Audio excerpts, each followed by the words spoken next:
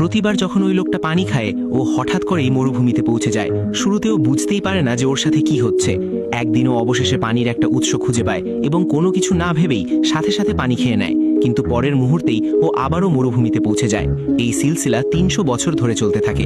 অবশেষে ও বুঝতে পারে যে সমস্যাটা ওই পানির উৎসের মধ্যেই আছে।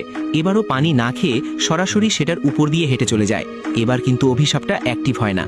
সামনেও একটা হাইওয়ে খুঁজে পায় এবং একটা গাড়ি থামিয়ে বাড়ি যাওয়ার চেষ্টা করে। ড্রাইভার ওকে এক বোতল পানি দেয়, আরও তৃষ্ণার্ত থাকায় সাথে সাথে পানি খেয়ে নেয়।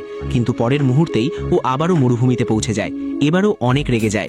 ও আবারও কোনো রকমে হাইওয়ে পর্যন্ত পৌঁছায় এবং একটা গাড়ি থামায়। এবারও পানি নিতে অস্বীকৃতি জানায় এবং অবশেষে বাড়ি পৌঁছে যায়। বাড়ি এসে ও সোফায় শুয়ে পড়ে। তখনই ও পানি পড়ার শব্দ শুনতে পায়। তখনই ওর মনে পড়ে যে ও গত ৩০০ বছর ধরে পানি খায়নি। ও কলটা খোলে এবং এক গ্লাস পানি ভরে। ও তাতে কিছু বরফও দেয়।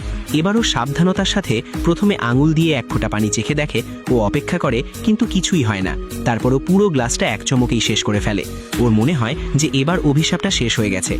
এটা ভেবে ও বাইরে সুইমিং পুলে লাফিয়ে পড়ে। কিন্তু ও যেমনই পানির আনন্দ নিতে যাবে, ওর মুখে আবারও বালি চলে আসে এবং ও ঘাবড়ে যায়। ও বুঝতে পারে না যে আসলে ভুলটা কোথায় হলো। তারপর ও সাহস জুগিয়ে আরও একবার শহরের দিকে রওনা দেয়। ভিড়ভাট্টা থাকা রাস্তা দেখে ওর হঠাৎ মনে পড়ে যে একবার এক তৃষ্ণার্ত লোক ওর কাছে পানি চেয়েছিল, কিন্তু ও না করে দিয়েছিল। ও সামনে দিয়ে হেঁটে যাওয়া এক মহিলাকে থামায় এবং ওর কাছে কিছুটা পানি চায়। কিন্তু ওই মহিলা বলে যে এই পানি ওর কুকুরের জন্য এবং ও পানি দিতে মানা করে দেয়। পরের মুহূর্তেই ওই মহিলা হঠাৎ গায়েব হয়ে যায়। তখনই ও বুঝতে পারে